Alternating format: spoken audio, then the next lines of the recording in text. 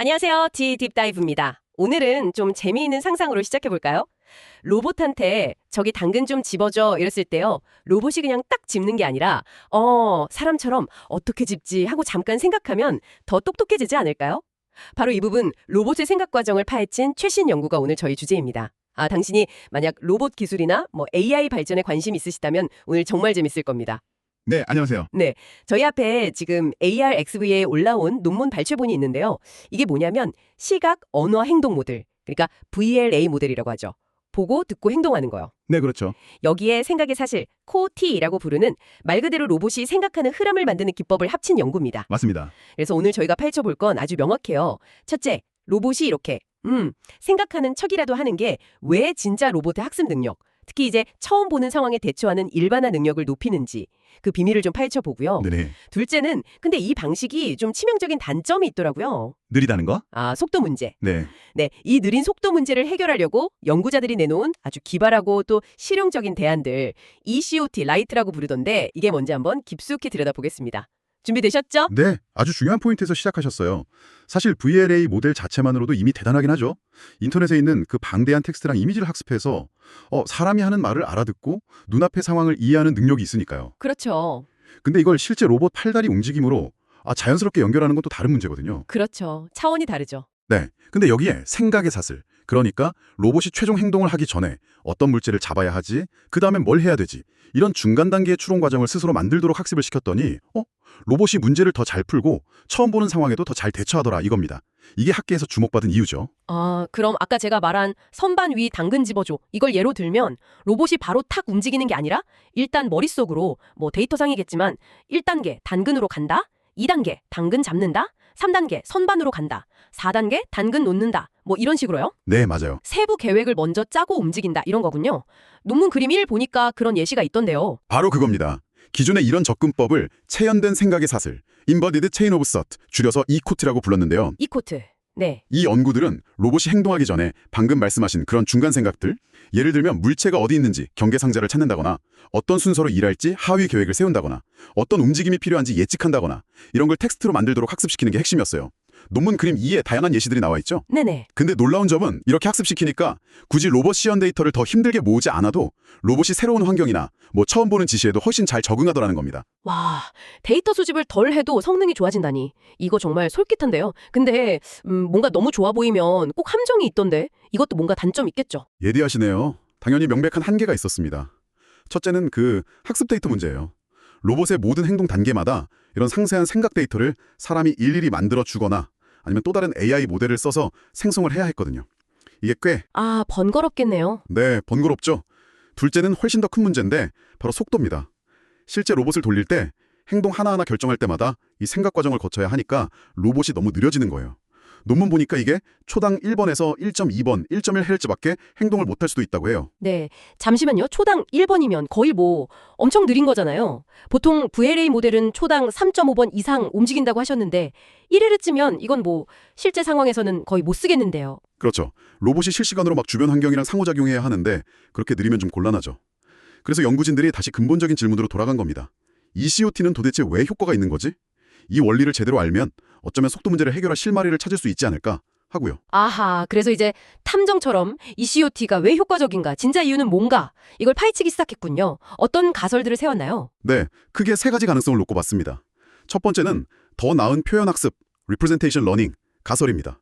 이게 뭐냐면 쉽게 말해서 생각하는 법 자체를 배우는 과정이 로봇이 세상을 더 깊이 이해하고 중요한 정보, 그러니까 특징들을 더 잘 포착하는 능력을 키워준다는 거예요. 뭐랄까, 더 똑똑한 뇌를 갖게 된다, 이런 거죠. 아하, 생각하는 훈련 자체가 로봇의 근본적인 이해력을 높인다. 오, 그럴듯하네요. 두 번째 가설은요? 두 번째는 학습 커리큘럼 효과 가설인데요. 이건 좀 더 직관적이에요. 복잡한 문제를 한 번에 턱 풀게 하는 것보다 상황 보고 생각하기, 생각하고 행동하기 이런 식으로 단계를 좀 쉽게 나눠서 가르치면 전체 학습 과정이 더 수월해진다는 아이디어죠. 약간 네, 마치 자전거 배울 때 보조바퀴 달아주는 것처럼요. 학습 발판, 스캐폴딩 역할을 한다는 겁니다. 훈련 과정을 단계별로 좀 쉽게 만들어주는 보조바퀴 역할이다. 이것도 흥미롭네요. 마지막 세 번째 가설은 뭔가요? 혹시 그냥 계산량이 많아지니까 똑똑해지는 거 아니냐 이런 건가요? 정확합니다. 그게 바로 세 번째 가설, 모델 표현력 증가입니다. 생각 단계를 텍스트로 만들면 처리해야 할 정보, 그러니까 토큰 길이가 길어지잖아요. 네, 그렇죠. 이렇게 계산량이 늘어나면 모델 자체가 더 복잡한 관계를 파악하고 표현하는 능력이 그냥 커지는 거 아니냐, 이런 가설입니다. 자, 그럼 이 세 가지 가설. 첫째, 뇌를 똑똑하게 만들기. 둘째, 보조바퀴 달아주기. 셋째, 그냥 계산량 늘리기. 이걸 검증하면서 ECOT의 장점인 일반화 능력은 살리고 단점인 느린 속도랑 데이터 문제는 해결할 방법을 찾아야겠군요. 여기서 이제 ECOT 대시 라이트라는 개념이 등장하는 거죠. 맞습니다. 당신이 실제 로봇 개발하신다면 이 부분부터 정말 귀 기울이셔야 할 것 같아요. 논문 불임 3 보니까 여러 가지 라이트 레시피들이 쫙 나와 있던데요. 네, 맞습니다. 연구진들이 이 가설들을 검증하면서 여러 가지 좀 가벼운 라이트 이코티 학습법들을 제안하고 실험을 했어요. 자, 먼저 첫 번째 가설, 표현학습 효과에 초점을 맞춘 방법들부터 보죠. 추론 사전학습이라는 게 있는데요. 이건 행동을 배우기 전에 생각 데이터만 가지고 모델을 미리 학습시키는 방식입니다. 아, 미리 생각을 공부시키는 거군요. 네, 그리고 또 추론 공동학습은 생각 생성하고 행동 예측을 동시에 하긴 하는데 별개의 데이터 묶음으로 학습시키는 방식이에요. 이 두 방법의 핵심은 뭐냐면 실제 로봇이 움직일 때는 이 생각 과정을 생성할 필요가 없어요. 그래서 속도가 빠르다는 거죠. 그림 3B를 보시면 이해가 쉬울 겁니다. 오, 미리 생각을 충분히 학습시켜놓고 실전에서는 빠르게 행동만 한다. 효율적이네요. 근데 기존 이코티 방식을 좀 변형해서 가볍게 만드는 방법도 있지 않았나요? 추론 드롭아웃이라는 이름이 얼핏 기억나는데. 네, 그것도 아주 재밌는 아이디어예요. 기본 학습은 이코티처럼 생각하고 행동하기 순서로 시키거든요. 근데 훈련 중에 무작위로 가끔씩 이 생각 단계를 그냥 건너뛰게 만드는 겁니다. 그림 3D 참고. 아, 일부러요? 네, 야, 이번엔 생각하지 말고 그냥 해봐. 약간 이런 식으로요. 이렇게 하면 모델이 생각 없이도 행동하는 법을 배우게 되잖아요. 그래서 테스트할 때는 생각을 그냥 건너뛰고 바로 빠르게 행동할 수 있게 되는 거죠. 그러면서도 필요하면 다시 생각 모드를 켤 수도 있고요. 우와, 이거 되게 유연한 방식인데요. 훈련 때 일부러 좀 방해를 해서 더 강하게 만드는군요. 그럼 두 번째 가설, 학습 커리큘럼 효과는 어떻게 검증했죠? 추론 스캐폴딩이라는 것도 있던데요. 네, 그건 이제 보조바퀴 가설을 확인하기 위한 방법인데요. 훈련할 때 모델한테 생각 정보를 보여주긴 해요. 마치 참고서처럼요. 근데 모델이 그 생각을 직접 만들어내도록 강요하진 않아요. 손실 계산을 안 한다는 거죠. 그림 3C 참고. 아, 보기만 하고 따라쓰게 하진 않는다. 그렇죠. 이것도 드롭아웃처럼 훈련 중에 생각 정보가 없는 경우도 겪게 해서 테스트 시에는 생각 없이 빠르게 행동할 수 있도록 유도하는 겁니다. 그렇군요. 마지막으로 세 번째 가설, 표현력 증가. 그러니까 단순히 계산량만 늘리면 되는 거 아니냐는 가설. 이건 어떻게 확인했죠? 사고 토큰, 좀 이상한 이름인데요. 네, 이건 좀 뭐랄까 극단적인 실험이죠. 그림 3이 참고. 실제 의미 있는 생각 내용 대신에 그냥 아무 의미 없는 빈 토큰, 예를 들어 점점점 같은 걸 모델 입력에 추가하는 거예요. 처리해야 할 텍스트 길이만 그냥 늘려보는 거죠. 아, 진짜 그냥 길이만요? 네, 생각 데이터를 만들 필요도 없이 순수하게 계산량만 늘렸을 때 성능이 좋아지는지 그걸 보려는 실험이었습니다. 와, 정말 다양한 라이트 레시피들이네요. 자, 그럼 가장 궁금한 부분입니다. 이 방법들, 실제로 효과가 얼마나 있었을까요? 연구진들이 시뮬레이션 환경, 리베로 90하고 실제 로봇팔스는 브릿지 데이터 V2 환경에서 엄청 큰 비교 실험을 했다고 들었습니다. 논문 그림 4 보면 실제 작업 모습도 있고 그림 5에는 성능 요약 그래프가 있죠. 네, 결과는 정말 이코티라이트의 가능성을 아주 명확하게 보여줬습니다. 핵심만 딱 요약해서 말씀드리면 이코티라이트 방법들, 특히 추론 드롭아웃하고 추론 사전학습이 기존의 표준 VLA 모델보다 훨씬 뛰어난 일반화 성능을 달성했다는 거예요. 오! 그리고 진짜 중요한 건 이 성능 향상을 이코티의 그 느려 터진 속도 없이 표준 VLA 모델하고 거의 같은 아주 빠른 속도로 해냈다는 점입니다. 와, 성능은 높이고 속도는 빠르게. 이게 진짜 가능한 거였군요. 구체적인 수치로 좀 더 설명해 주실 수 있나요?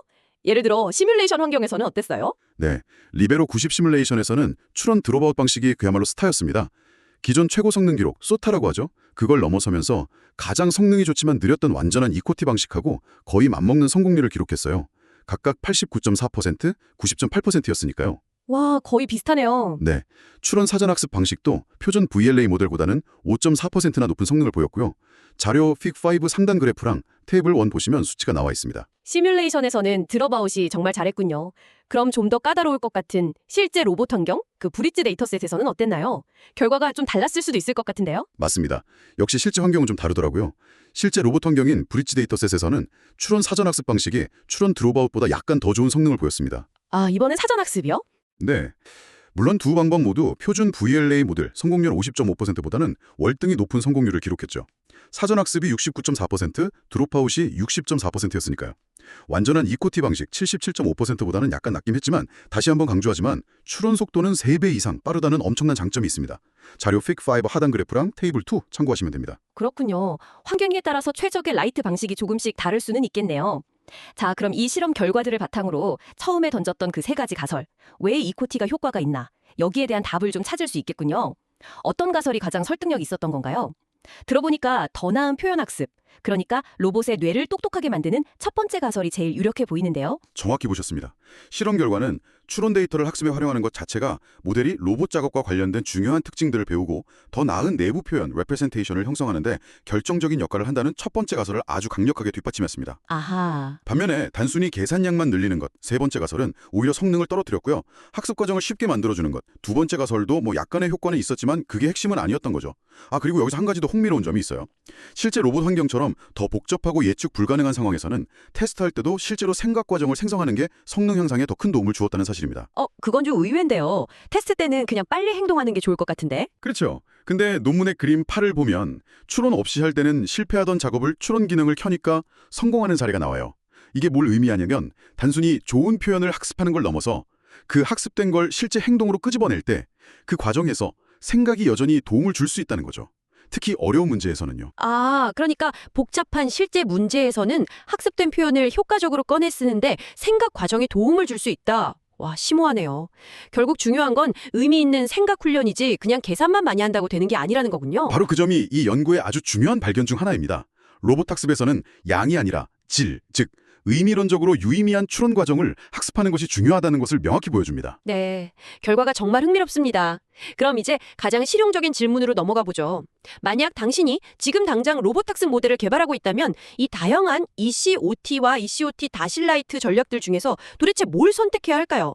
연구진이 친절하게 가이드라인까지 제시했다면서요? 네, 맞아요. 당신의 상황하고 우선순위에 따라서 최적의 선택지가 달라질 수 있는데요.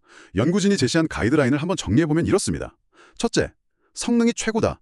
속도면 조금 느려도 괜찮으니까 최고의 일반화 성능을 원한다면 그렇다면 여전히 완전한 ECOT 방식이 가장 좋은 선택지입니다. 약간의 속도 저하를 감수하고 최고의 성능을 뽑아내는 거죠. 오케이, 성능 최우선이면 완전한 ECOT. 알겠습니다. 하지만 대부분의 경우 속도도 중요할 텐데요. 속도도 중요하면서 성능도 놓치고 싶지 않다. 그러면 어떤 옵션이 있을까요? 바로 그럴 때 이코티 라이트가 빛을 발하죠. 크게 두 가지 주요 선택지가 있는데요. 만약 당신이 다루는 작업의 종류가 그렇게까지 아주 다양하진 않거나 이게 비라이브로 환경 실험요. 아니면 나중에 필요에 따라서 추론 기능을 껐다 켰다 할 수 있는 그런 유연성이 중요하다면 추론 드롭아웃 방식이 아주 매력적일 겁니다. 이코티에 거의 준하는 성능을 빠른 속도로 얻을 수 있으니까요. 유연성이 중요하거나 작업 종류가 좀 제한적이면 드롭아웃이 좋겠군요. 그럼 다른 라이트 옵션인 추론 사전학습은 언제 쓰는 게 좋을까요? 매우 다양하고 복잡한 실제 환경, 브리지 환경처럼 로봇을 적용해야 하거나 혹시 가지고 있는 생각 데이터랑 행동 데이터가 완벽하게 딱딱 맞춰져 있지 않은 경우 또는 전체 학습 시간에 조금 더 투자할 여유가 있다면 추론 사전학습 방식이 좋은 대안이 될 수 있습니다. 이 방식 역시 빠른 추론 속도를 제공하면서도 복잡한 환경에서 강점을 보였거든요. 와, 정말 명쾌한 가이드라인이네요. 감사합니다. 오늘 이야기는 로봇이 단순히 저장된 동작만 반복하는 게 아니라 마치 스스로 생각하는 듯한 과정을 통해서 더 어려운 문제를 풀고 또 예측 불가능한 상황에 적응하는 능력, 그러니까 일관화 능력을 어떻게 키울 수 있는지를 구체적인 실험과 함께 보여준 아주 흥미로운 여정이었습니다. 네, 특히 이코티 라이트처럼 성능과 효율성 사이에서 어떻게든 실용적인 해법을 찾으려는 노력이 정말 인상 깊었네요. 당신의 분야에서도 이런 균형점을 찾는 아이디어를 한번 적용해 볼 수 있지 않을까요? 네, 분명 시사하는 바가 크다고 생각합니다. 물론 이 연구가 모든 질문에 답을 준 건 아니죠. 여전히 그 생각 데이터를 어떻게 효율적으로 얻을 거냐 하는 문제는 남아있고요. 또 실험에 사용된 특정 모델 구조나 학습 방식에 따라서 결과가 좀 달라질 수도 있다는 점은 염두에 둬야 합니다. 그렇죠. 한계는 있겠죠. 그럼에도 불구하고 로봇 지능을 한 단계 더 끌어올리는 데 있어서 내부적인 생각 과정의 중요성을 다시 한번 확인시켜주고 그걸 또 현실적으로 구현할 구체적인 방법까지 제시했다는 점에서 이 연구의 가치는 분명하다고 생각합니다. 네, 로봇이 더 똑똑해지는 미래에 정말 한 걸음 더 다가간 느낌입니다. 자, 이제 마무리할 시간인데요. 늘 그렇듯이 저희는 당신에게 하나의 질문을 던지면서 끝을 맺고자 합니다. 오늘 저희가 살펴본 것처럼 로봇이 생각의 사슬 같은 과정을 통해서 학습하고 행동할 때 우리는 이걸 어떻게 받아들여야 할까요? 로봇이 자신이 생성하는 그 생각의 진정한 의미까지 이해한다고 볼 수 있을까요?